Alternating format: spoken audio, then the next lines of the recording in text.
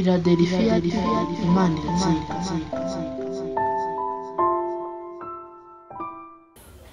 Tubasubuza mu izina rya Yesu Kristo. Imana ibaho umugisha. Ni Pasteur Serugendo Dismas, tusengera cyangwa tugakora umurimo w'Imana mu itoro Pentecote de Réveil yitwa Philadelphia. Mana yatugiriye ubuntu, cyubahiro kibicayo. Reka tubanze dushima Imana. Turagushimiye Nyagasani Uwiteka Mana yacu, kubwo uri Imana kandi ugira neza, ukomeje kutuberera amaso ku mano na nijoro. Twatangiye umwaka tugeze mu kwezi kwa gatatu kubw'imbaraga n'ubutwari bwawe, suko turi beza kurusha abandi. Utufashe tushoboje muri urugendo, byago n'amakuba utuneshereze, iterabwoba rya Satani utuneshereze. Uyu mwanya ijambo ryawe ridufashe, turarisenge mu izina rya Yesu, twambika imbaraga, Mwuka Wera abe muri twe, abakumva nabo bagirire neza, tukomezwe n'ijambo, kuko nta kindi cyatuhumuriza atari ijambo ryawe. Uwo twirukanye ni Satani, ndege ngiya ku bantu turayagaritse, bitotsi ku bantu turayagaritse. Mwuka Wera dufashe, turagushimye Data, kuko mwanya n'uwawe, cyubahiro kibicawe mu izina rya Yesu, amen. Imana ishimwe kandi Imana ihabwe icyubahiro. Intungamubiri y'umukiranutsi ni ijambo ry'Imana ku mitima yacu. Na niyo mpamvu mu batubanjirije tumvise Mwami Dawidi aravuga, nabitse ijambo ryawe ku mutima wanjye kugira ngo nagucumuraho. Ijambo ry'Imana ku mutima w'umukiranutsi imurinda n'ibibi byinshi byatuma yava mu bushake bw'Imana. Iyi minsi twatangiye uyu mwaka dufite ubwoba nk'abantu, cyane cyane ubwoba bw'ubuzima.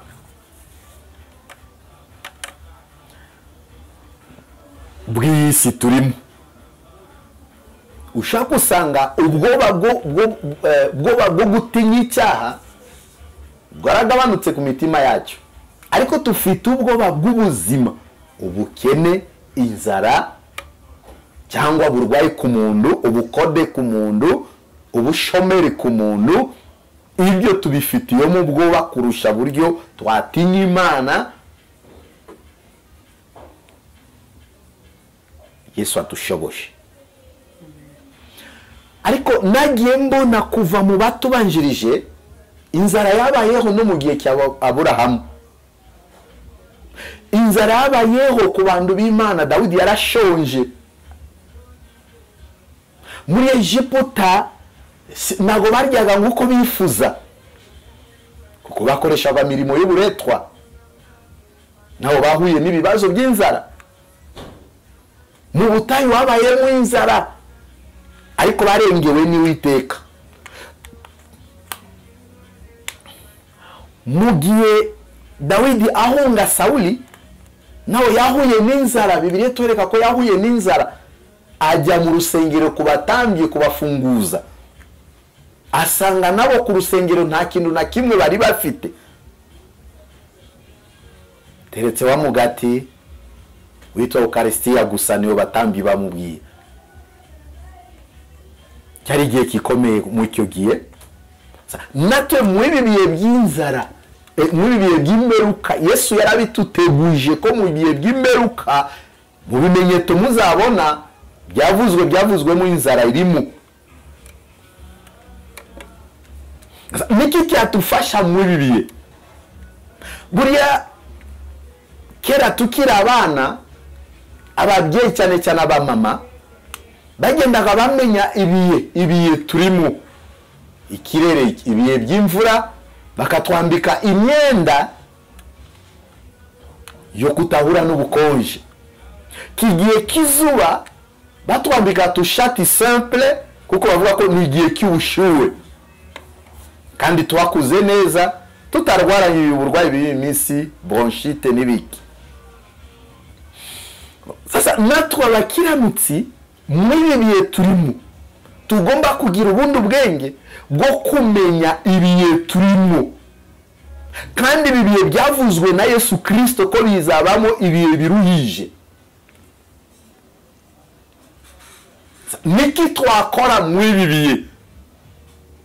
Kuko tumaze kumenya ko ari ibihe bimwe biruhije itorero ry'Imana, tumaze kumenya ko turi mu gipimo itorero ry'Imana, tumaze kumenya ko turi mu bihe byo kwitegura kugaruka k'umwami wacu Yesu Kristo. Icyo tuhakora itorero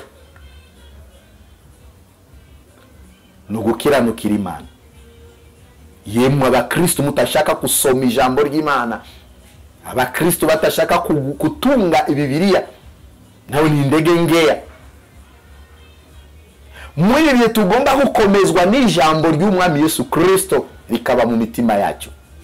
Muri bihe tugomba gushaka mbuto yo gukiranukira Imana, tukitinya icyaha n'igisana nacyo. Muri bihe tugomba gushaka mbaraga zo gusenga, niyo bizadushoboza mu mirimo yo gukiranuka, niyo bizadushoboza kubika ijambo ry'Imana mu mitima yacu. Itoro ni bihe byo gusenga. Hari umuririmbyi, c'est pas si c'est Tanzania, yaririmbye mu Giswahili ati ni wakati wo gusenga, ati ni gihe cyo gusenga kuko isi iranyeganyezwa. Itorero ikigiye ni gihe cya itorero gusenga kuko isi irimo kunyeganyezwa. Tukwiriye kongeraho tena imbaraga zo gusenga mu ibi bihe turimo, si kurindira itorero ku giti cyawe. Nawe nimba wifuza kunesha ibi bihe bigusabamo kuba munyamasengesho.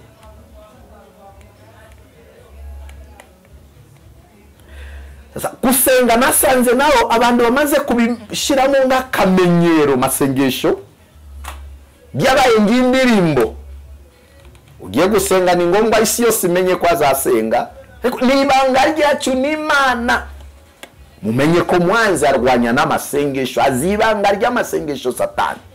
Kandi mu gihe dusenga, reka tuvuge mutwe w'ijambo ryacu ry'uyu munsi, ni kumenya ububasha bw'Imana mu gusenga.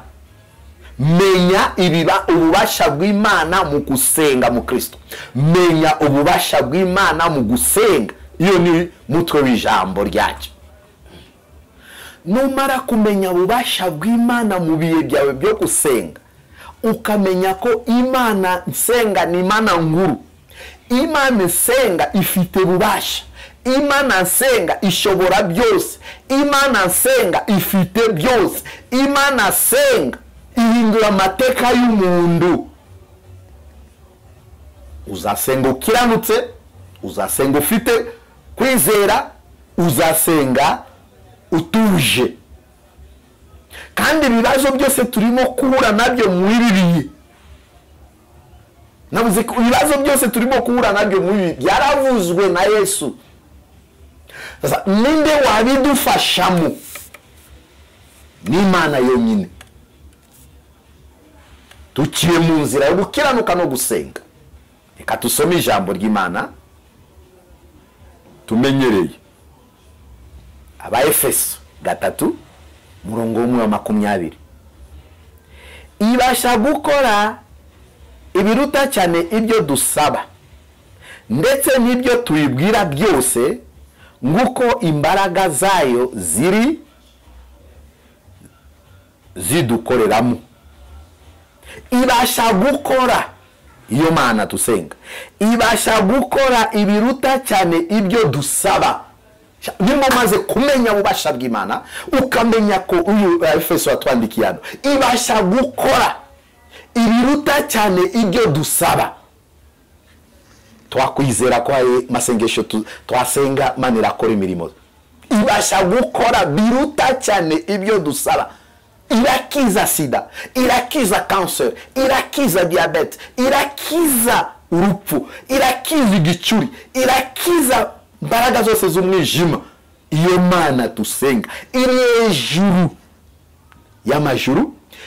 Mbaraga zayo ziruta zindi mbaraga zose z'umwijima, navuga z'umwijima tumva hano ku isi. Mana iri hejuru yabyo. Menya ububasha bw'Imana mu gihe cyawe cyo gusenga.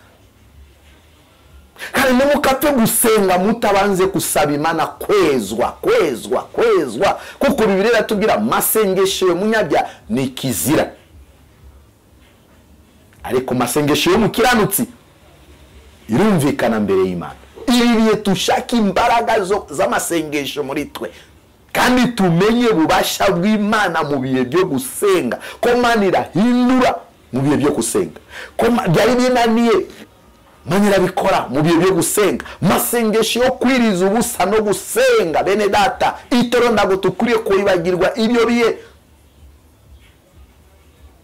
Nagendeba ejo bundi naganiriye n'abantu ndavuga, ariko mu bihumbi 2000 mu mwaka wa 1998 mu bihumbi 2000 tugiye kurangiza umwaka 2001 na 2 nabonyaga mu kihugu turi mu mwuka wo gusenga, amatorero mu mwuka wo kwiriza ubusa. Hari biterane bikomeye byakorerwaga mu mastade, baririmbi bahano bakajya kuririmba hakurya, bakozi b'Imana bakava mu bihugu bindi bakaza mu iki gihugu, baririmba korari kajya mu ntara, bo mu ntara bakaza mu mujyi wa Kigali, tukasenga twirije ubusa.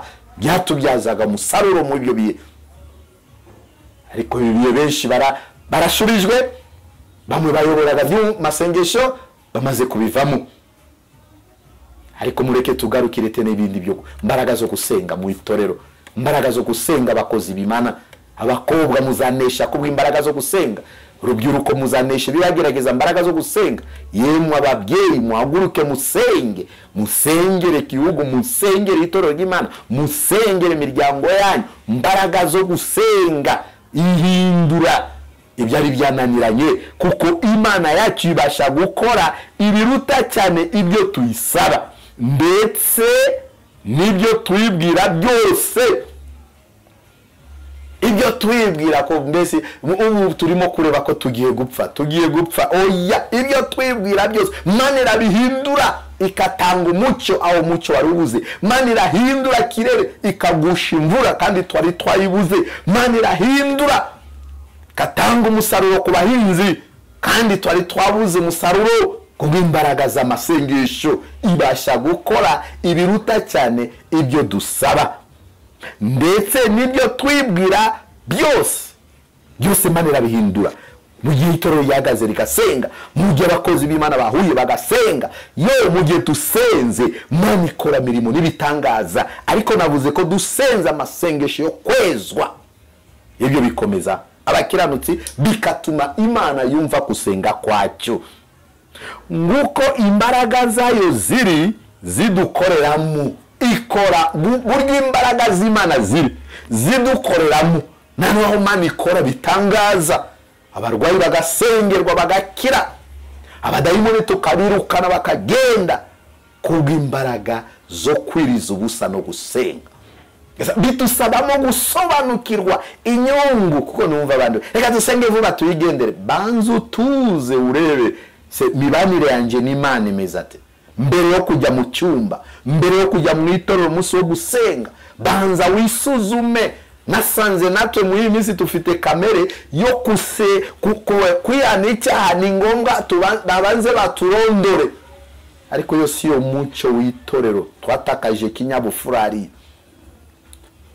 Nimba uzi ko waracumuye, mukiranutsi yihutira gusaba imbabazi. Kera Mwuka w'Imana yabuzaga abantu amahoro mu gihe bakoze icyaha, ariko uyu minsi abantu barimo kwinezeza mu ndebe kandi arayakoze ibizira. Arindiye ko Mwuka w'Imana murondore, ariko ari bimwe Imana ishaka kwicecekera ukarimbukana n'ibizira byawe. Tube maso gusa. Reka turangirize kwiri ijambo. Yohana wa mbere gice cya 3 murongo 22, turangirize ku murongo 23. Kandi icyo dusaba cyose tukihabwa nayo, kuko twitondera amategeko yayo tugakora ibishimwa imbere yayo. Itegeko ryayo ni uko twizera izina ry'umwana wayo Yesu Kristo, tugakundana nguko yadutegetse.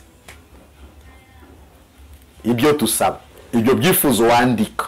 Mwanya wandika byifuzo ugiye kujya ku musozi, ubona ko byandikira nde ibasha gukora biruta cyane ibyo tuyisaba.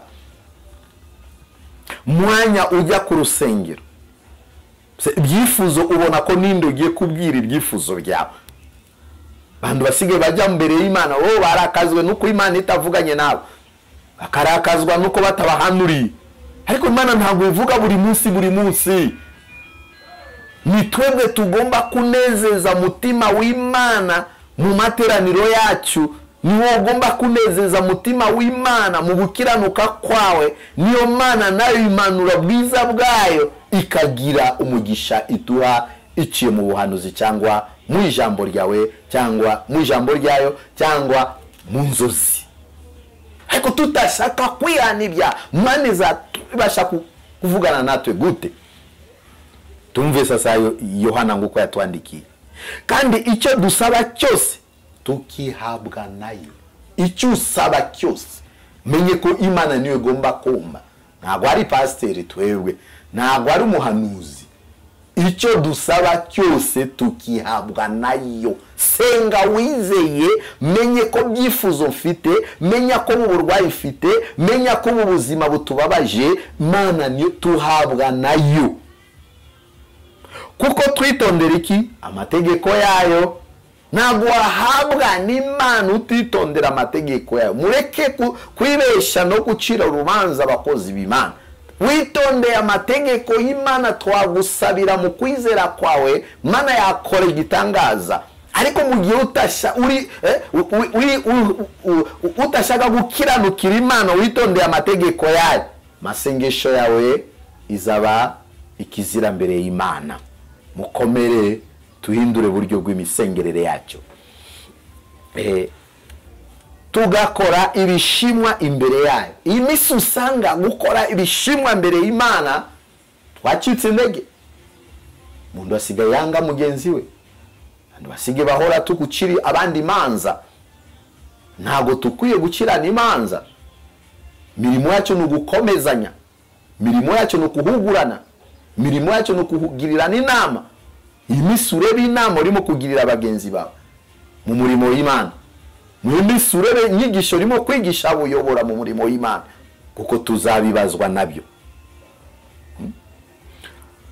Tugakora ibishimwa imbere yayo. Abantu b'Imana bagomba gushimwa n'Imana kubwe mirimo myiza bakora mbere y'Imana. Ibyo bituma amasengesho yacu dusenga, ibyo dusaba tukabihabwa nayo.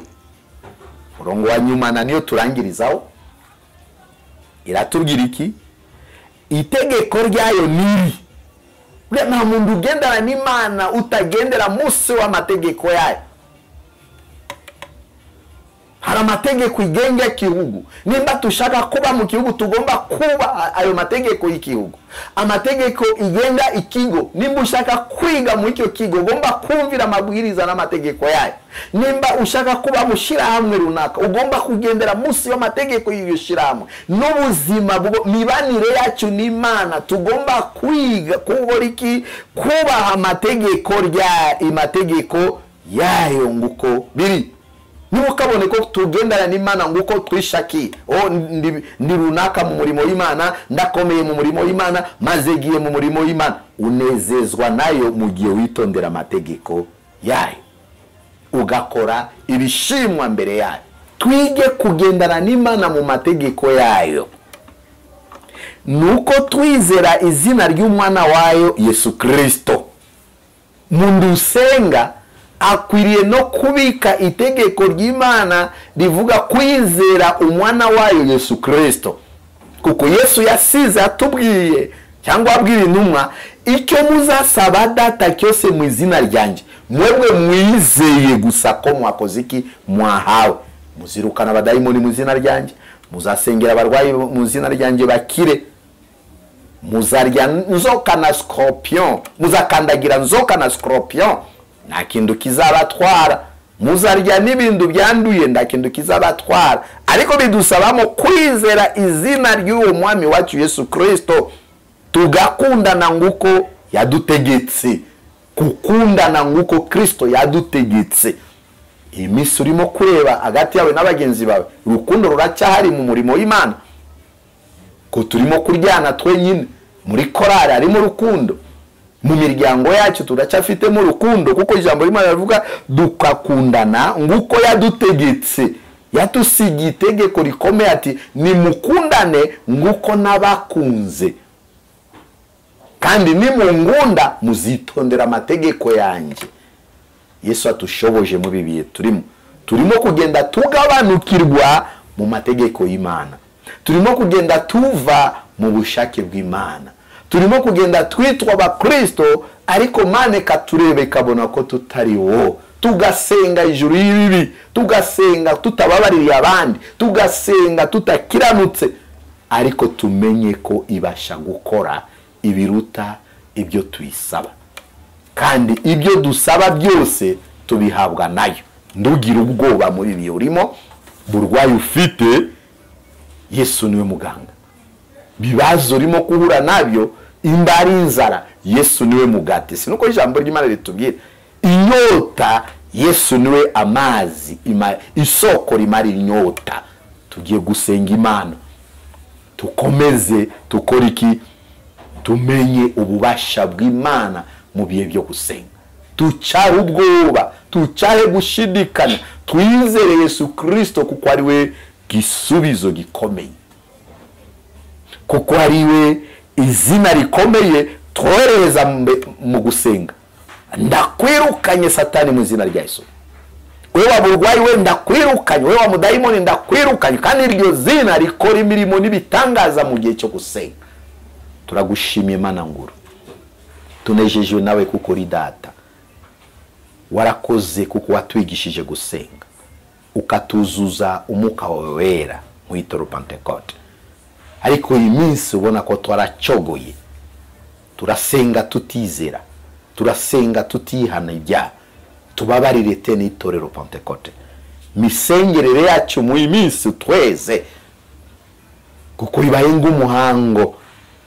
Tubabarire, weza abakiranutsi, weza abanyamasengesho, weza abayobora abanyamasengesho, weza abakristo kutasenga. Bibazo birahari ariko abantu ntago bashaka gusenga, kandi ari ijambo wabwiye intumwa ati bene byo bikurwaho no gusenga no kwiriza ubusa. Ariko twebwe bibazo bituremereye ntago tukibasha kwiriza ubusa, niyo mpamvu Satani yatwinjiranye mu mpande zose. Ariko turamwirukanye mu izina rya Yesu, twimwirukanye mu mitima yacu, twirukanye imbaraga zo kutasenga mu itorero, twirukanye imbaraga zo kutasenga mu bakozi bawe, twirukanye imbaraga zo kutasenga mu rubyiruko. Mana twongera amavuta n'imbaraga, bibazo dufite mu gihugu bikurweho, bibazo dufite mu itorero bikurweho, ibiduteza ubwoba bikurweho, kuko ubasha gukora biruta cyane ibyo dusaba. Abafite uburwayi bafite ubwoba bikurweho nawe, abafite ibibazo by'ubushomeri bikurweho nawe, abafite ibibaremereye mwami bikurweho nawe. Tuzuza imbaraga zo gusenga, gusaba kwacu twizeye izina ry'umwana wawe Yesu Kristo. Mana ushoboje abantu bawe, u Rwanda turinde tuyobore, isi yose wirinde uyobore. Suka imbaraga z'agakiza, suka imbaraga zo gusenga, abasubiye nyuma, abavuye mu bushaki bwawe wongerete no bagarure kuko ari witeka. Sabye ubwoko bwawe amahoro, sabye ubwoko bwawe umugisha, abazumva ijambo ryawe rigira icyo ribamarira kandi ribabyutse tena mu nzira yo gusenga. Nato tushoboje tuzakomeze mu inzira kugeza aho uzaza kujyana itorero. Mana urakoze, tubigusabye twizeye mu izina rya Yesu, amen. Murakoze kututega amatwi, Imana ibahe umugisha. Nitwa Pasteur Serugendo Dismas. Nimero de telefone kuko ari icyo ushaka kutubaza ni 07 82 439 754. Imana ibahe umugisha kandi Yesu abagirire neza, musumwe tuzahure mu bwami bwo mu ijuru. Amina. Philadelphia, Imana iratsinda.